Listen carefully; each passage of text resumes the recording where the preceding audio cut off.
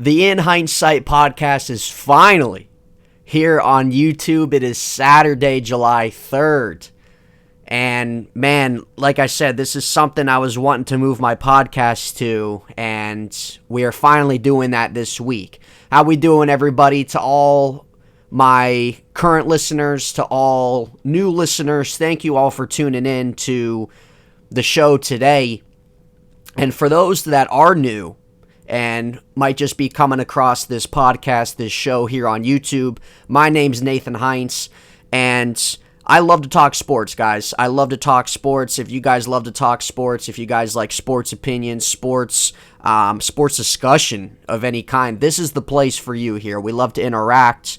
We love to have debates. We love to have discussion, and that's what it's all about. So thank you all for tuning in, and kick back, grab a cold one maybe, and you're in for, I'm telling you, every week it's always something different, man. It's always a good show every week, one way or another. So you're definitely in for it here on this channel. Now, as you guys can see, currently what I'm wearing a pirate hat.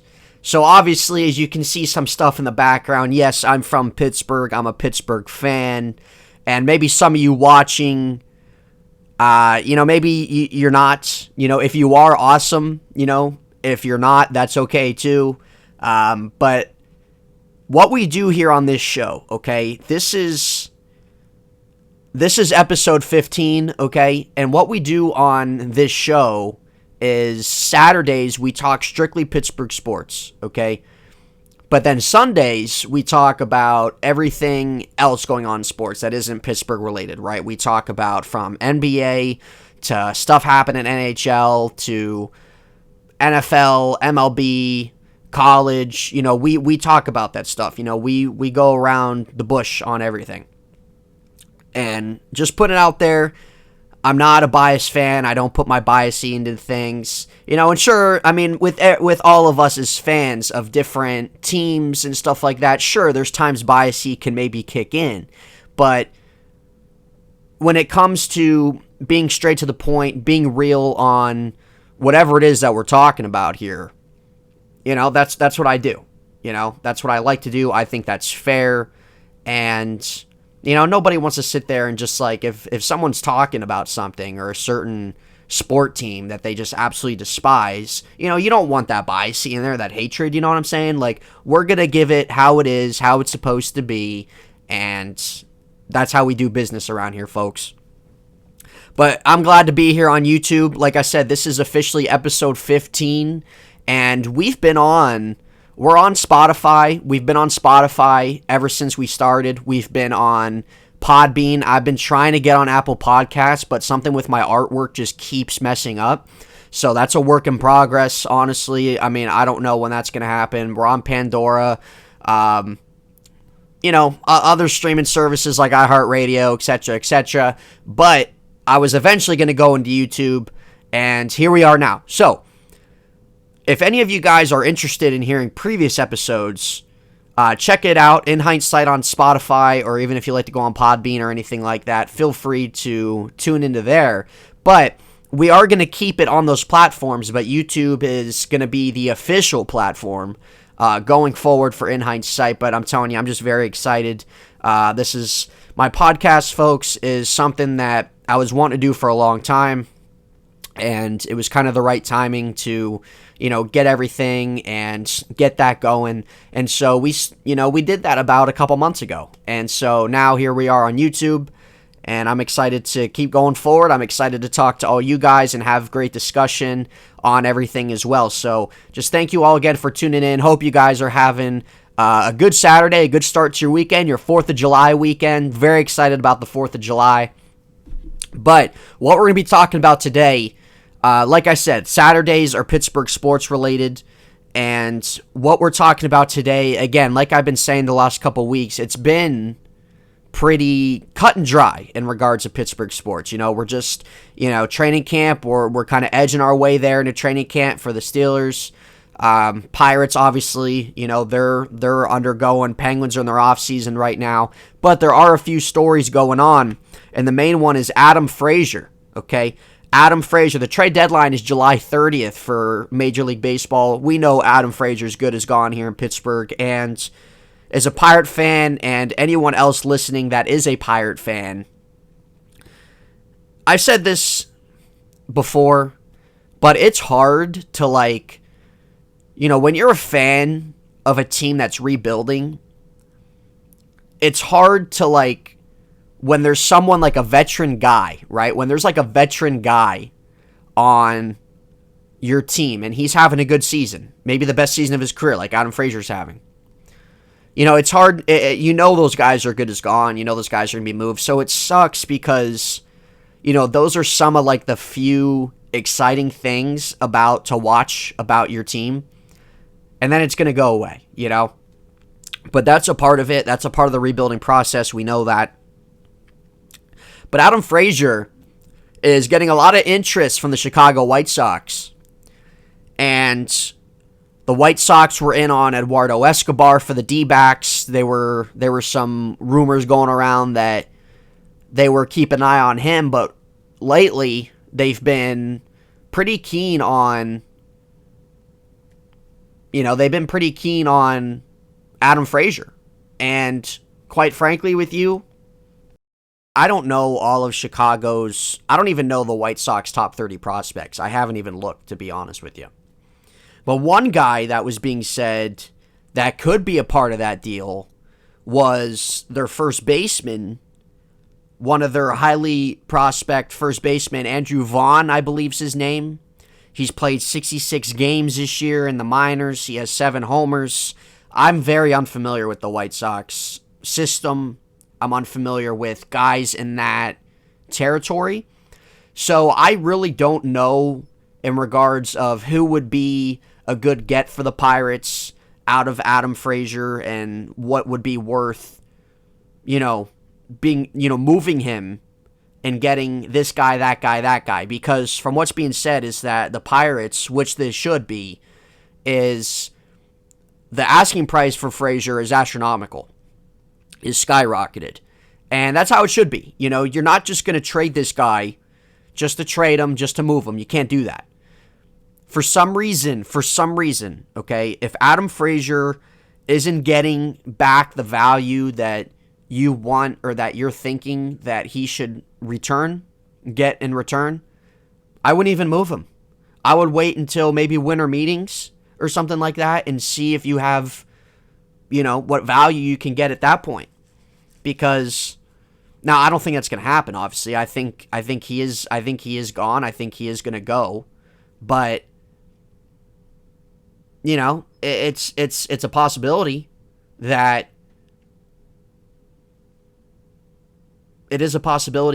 Frazier doesn't maybe get the value that they wanted. I mean, I think he will. I think they will find a good trade partner for him and everything else. But I'm telling you, I'm just saying, I'm just throwing that out there. If there's for some reason they're not getting the value, don't move them. Wait. So I don't know. But Adam Frazier, he's having the best year of his career. And like I said, as a Pirate fan, it sucks knowing that he's going to be on his way out. But what can you do at that point? You know what I mean? What can you do at that point? You can't really do much of anything, honestly. You just got to sit back and hope the Pirates can get good pieces to implement into their farm system, which they just moved up to number 4 by MLB.com in their farm system. And I've said this previously on multiple podcasts that there is, as a Pirate fan, there is reason to be excited with these prospects they have. They have a lot of good young prospects, but the thing is, these prospects aren't, these prospects aren't going to be ready for a little bit. I mean, probably the closest one is probably Travis Swaggerty, and he's out for the year. So, I mean, he'll definitely be up next year at some point. But see, guys like Roansy Contreras, O'Neal Cruz, Rodolfo Castro, all those guys are in Double-A. Nick Gonzalez is in Class A. Maybe he'll move up to Double A at some point this year. I think they're going to try to get him through the system as fast as they can. I wouldn't be surprised if Nick Gonzalez is up here by the end of next year. Quinn Priester's in Class A. You got Tanaj Thomas, Jared Jones are all in Class A. Cannon Smith, I always have a hard time pronouncing his last name. I think it's Jigba. But anyway, he's in Double A. He's playing pretty solid.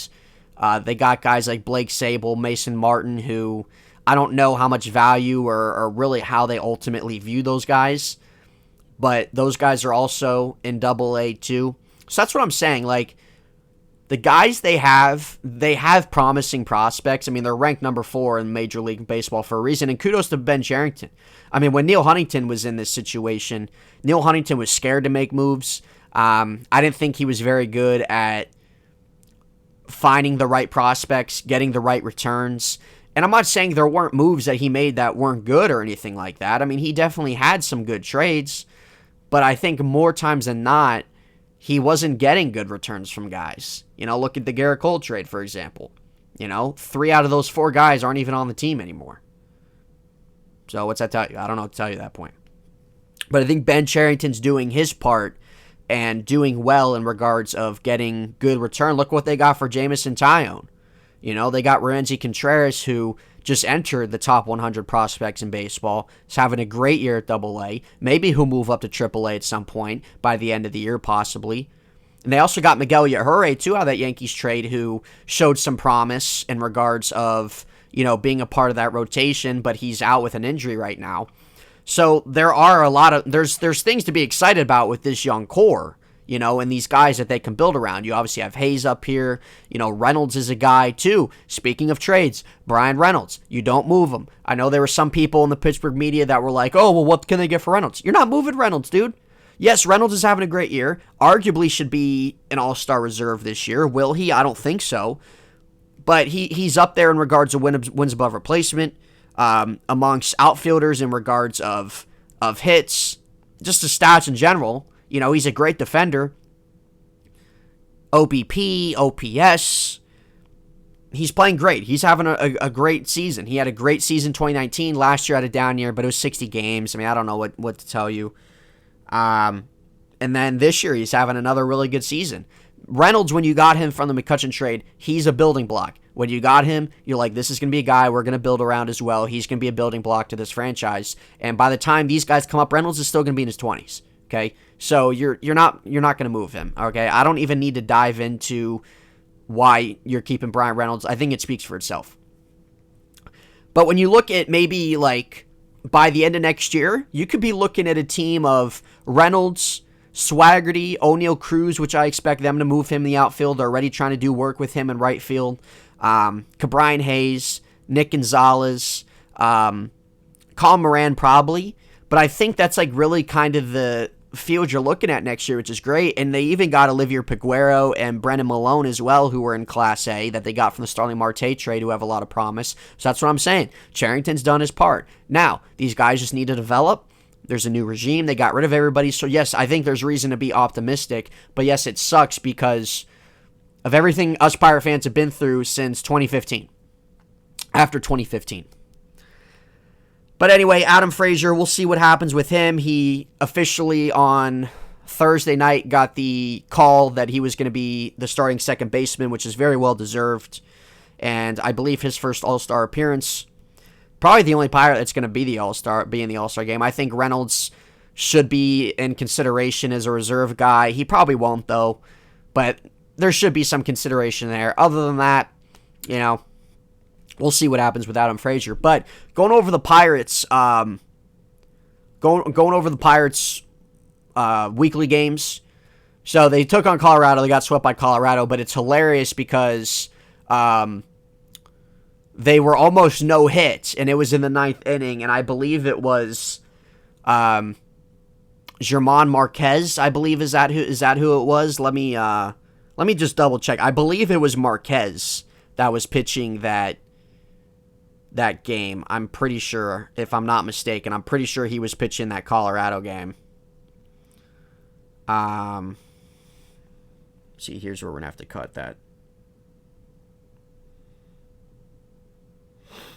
Yeah. Yeah, so German Marquez was pitching the game, and he was going to the ninth with a no-hitter. Kai Tom, who's absolutely ass.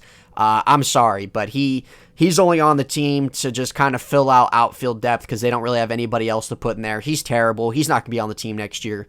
But it's funny because he's the guy that broke it up in the ninth inning. Number one, that's heartbreaking. I'm sorry. But number two, by Kai Tom.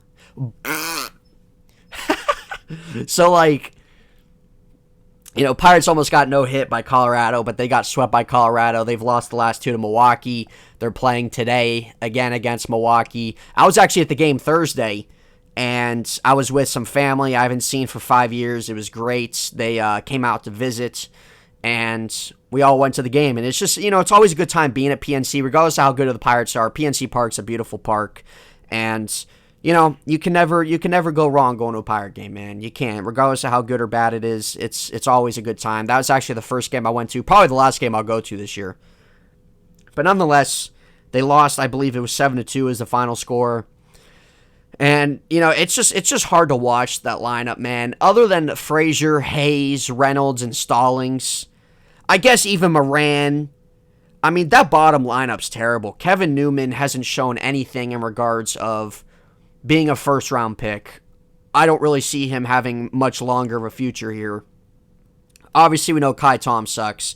Ben Gamble's another guy that is better than Kai Tom, but he's a guy that's just kind of filling out outfield depth because they don't really have anybody. Polanco, I bet he's gone after this year. And that's the other thing. They don't have any catching either. So other than Stallings, who's, I believe, 30, they don't really have any catching upcoming through the minor leagues other than Endy Rodriguez, who I believe he's 19. So they got to figure that out. But it's just a miserable bottom of the lineup. And Brian Hayes hasn't really been hitting the ball much lately. Like, you know, he hasn't been hitting the ball the way he has. Okay, I'm not saying Hayes is in this slump and he's playing terrible, but he hasn't been hitting the ball the way he has, like, you know, before, earlier on. So, I don't know, maybe you consider moving Hayes. Do you consider moving Hayes down the lineup a little bit, maybe to the 5-hole? I don't know. But, nonetheless, it was great to be at PNC Park, and they face the Brewers tonight. I believe Tyler Anderson's pitching. Is he pitching? Is Tyler Anderson pitching today? Let me see. Is Tyler Anderson pitching today? No.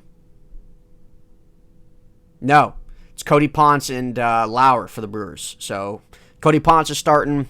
Not much promise there. Don't know what to tell you. He used to play for the Brewers too. But yeah, just, you know, the Pirates, I think really what we're all looking at right now is who are they going to take with the first overall pick? I think that's the question. And before last year, it was Kumar Rocker, Jack Leiter. Now it's not looking that way. It's looking like the Pirates are going to take the guy that would be the cheapest, so then they have money to use elsewhere in the draft, which, you know, I know we can kind of make fun of the Pirates in that regard, but the thing is, like, the last couple drafts under Cherington, they've been taking, like, you know, the best guy. They took Priester and they took Nick Gonzalez, right?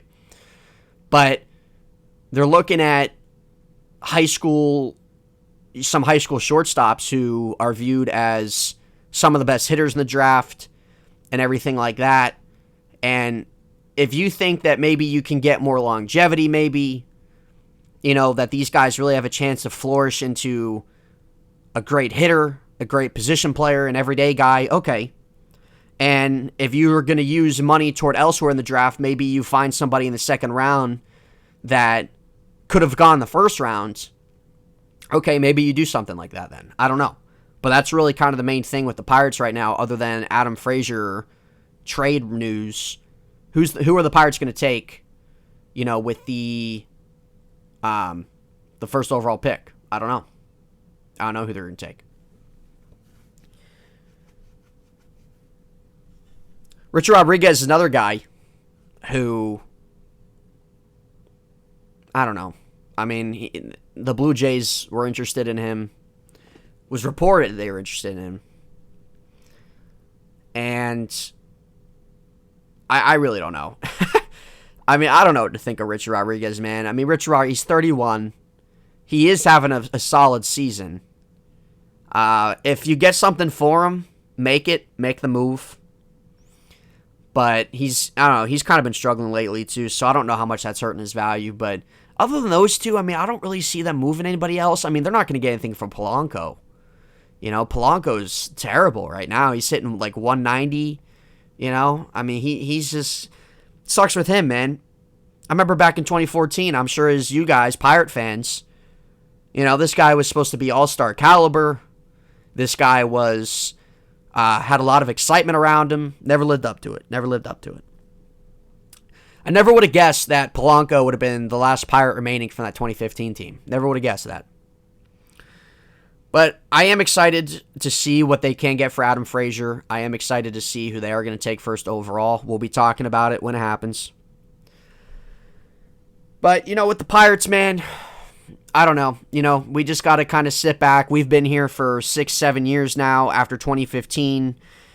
And the only thing I can hope for, because we heard it every year. We're building to the future, you know, what was that term? What was the term? Financial flexibility. Oh, my God. Where's all that money gone, man? Where's the Liriano? Where's the Cole? Where's the McCutcheon money that all you guys save? Where's that gone to? Where? I'd love to know. Oh, yeah, Seven Springs. That's right, Seven Springs. Big and Rich performed Thursday nights at PNC Park, so maybe some of that Liriano money went toward Big and Rich. I don't know. I like Big and Rich, though. I do. I'm a country music guy. I love Big and Rich. But we've been hearing it for the last several years, man. Okay, before Cherington came in, it was, okay, after 2015, they really kind of blew everything up. Neil Walker got traded. Alvarez was gone. Garrett Cole was traded 2018. Liriano was traded, I believe, in the middle of 2016. Who else did they move? Melanson got traded. Cervelli got traded. Who else? Am I missing anybody? No, I don't think so. I think some of the other guys like Harrison and Mercer, I believe, were free agents, I think, if I'm not mistaken. But we've been hearing it. Before Cherington came in 2019, we've been hearing it for several years that, okay, we're building the future.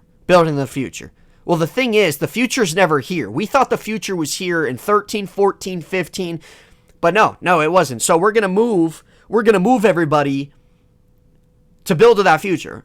The future was here. It was already here. Nutting and Huntington ruined that. They killed that. So the only thing you can hope for right now at Cherington, which we are seeing right now, Cherington's doing a good job getting these prospects, building the farm system, which obviously it's ranked top 5 right now, which is great. But all I can hope for is once these guys come up and once these guys grow and develop and everything like that, we're not just seeing them for X amount of years throughout their arbitration and then ship them off and trade them. No. It needs to change, Bob. If you're listening, which I know you're not, you should be. It needs to change, okay? It needs to change that none of these guys are almost done with arbitration and we don't want to offer them an extension. We don't want to pay them money, so we're going to trade them. None of that. No more. You need to start extending guys because once fans start seeing guys like Reynolds, Hayes, guys like that will be upcoming, a Nick Gonzalez, a Peguero, a Cruz.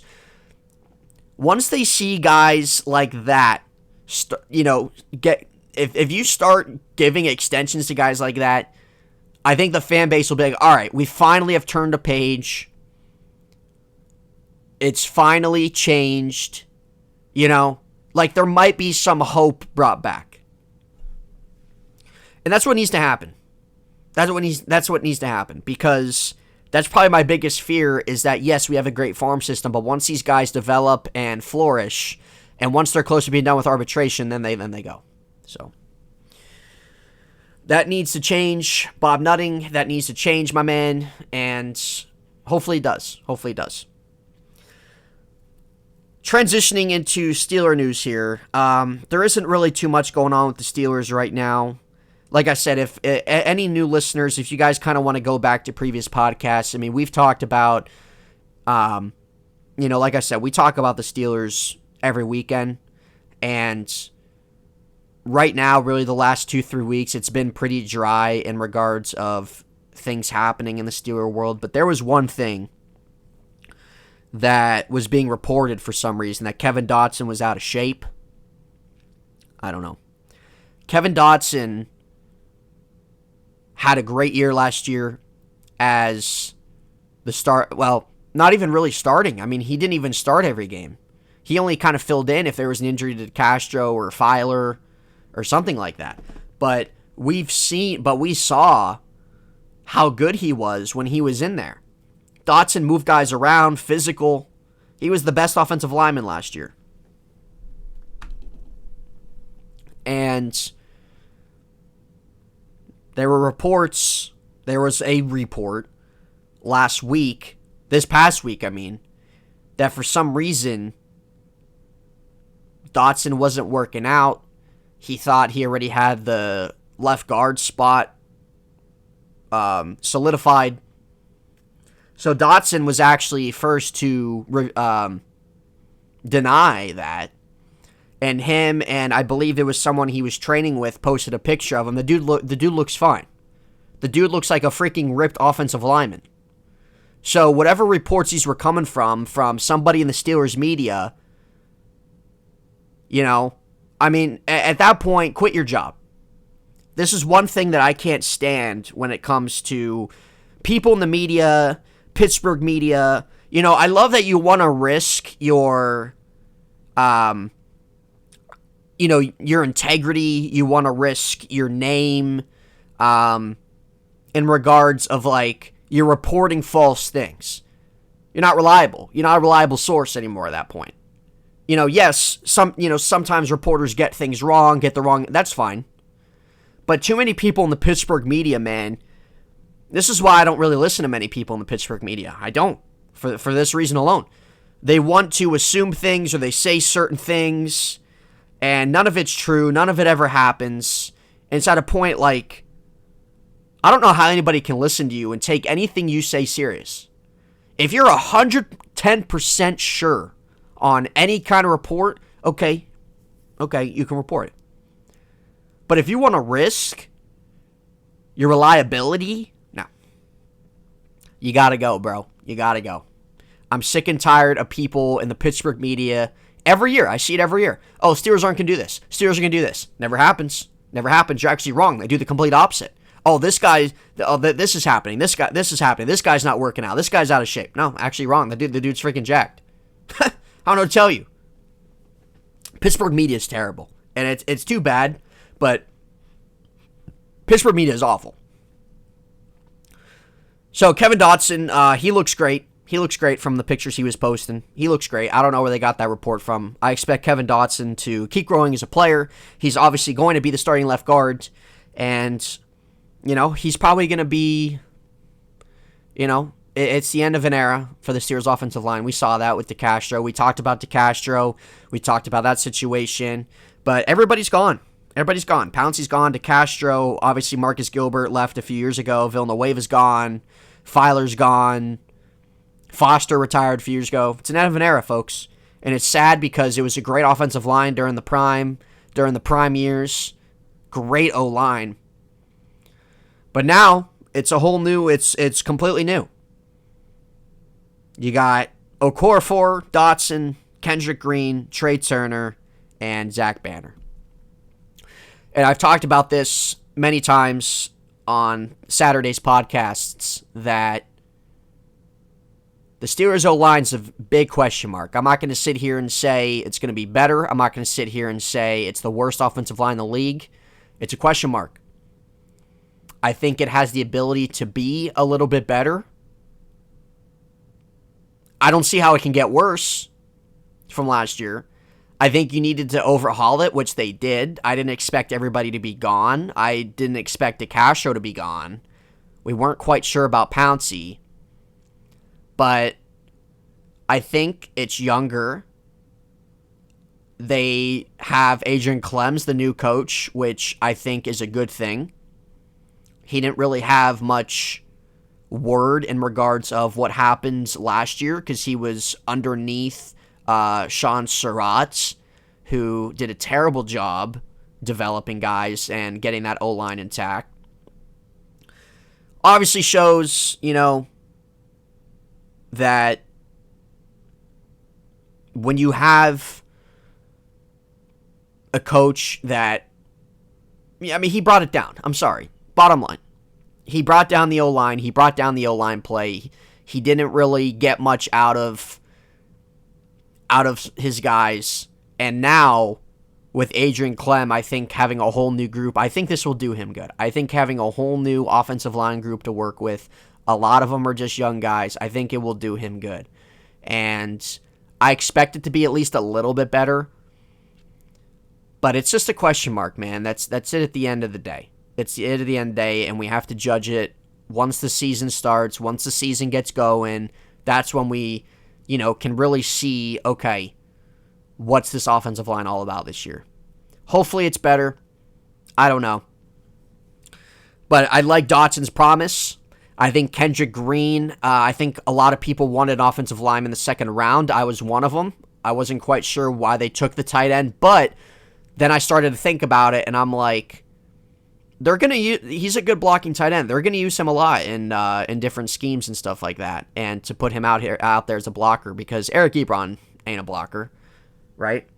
So Kendrick Green's a very athletic, physical center. I think that will do them good. Trey Turner has been the 5-time Pro Bowler. He wasn't healthy last year. He's 100% healthy now. As long as he can stay healthy, I think that will be a plus to the O-line for sure. Banner, I have no idea, honestly. Huge question mark. Okorafor, all you can do is hope he keeps developing. He was okay. He didn't do anything groundbreaking last year, but he had some good performances. And then, so their depth, I don't know. Their depth at offensive line, BJ Finney's there. I don't mind him as a depth guy. He did good here. I think we all can agree on that. Who else they got? They signed that offensive lineman from the Bucks, Haig, I think's his name. So he's there. We'll see. We'll see who really kind of, if there's anybody that might for some reason, I doubt it. But in camp, who knows? There might be a name that pops up that, might give a guy like a Banner or a Okorafor his run for his money. I don't know. But I think we should at least expect the O-line to be maybe a little bit better just because of they're younger, more physical. We finally got a new coach in there. I expect to be a little bit better. Let's just put it that way. But, I'm excited for training camp folks to start coming around here this month. There'll definitely be so much to dive into, but it's just been cut and dry in regards to Pittsburgh related. But on tomorrow's show, we're going to be talking about, we'll see tonight. We'll see tonight if we have our NBA playoffs set. Stanley Cup playoffs we'll be talking about. We're going to be talking about multiple other things involving the NFL, Major League Baseball. So tune into that because usually Sundays are definitely bigger shows because we're talking about everything else going on. It's not just strictly Penguins, Pirates, Steelers. It's everything else happening on the league. So if you guys are interested in that, come by, tune in, everything like that. But let me know in the comments section, guys, where you might think Adam Frazier might end up. Let me know your thoughts on that. Let me know your thoughts on maybe the future of the Pirates or, what you guys think about the Steelers' offensive line situation. There's a lot of people that are kind of in my boat where, it's kind of a question mark. They could maybe be a little bit better. Maybe they don't really grow. I don't know. There's people that just write them off, right? That are just writing them off right away, that it's terrible and everything like that. But that's the thing. At the end of the day, how are you supposed to know? They haven't played together as a unit. You've retooled it. It's younger. We got to wait and see. That's really all we can do at the end of the day.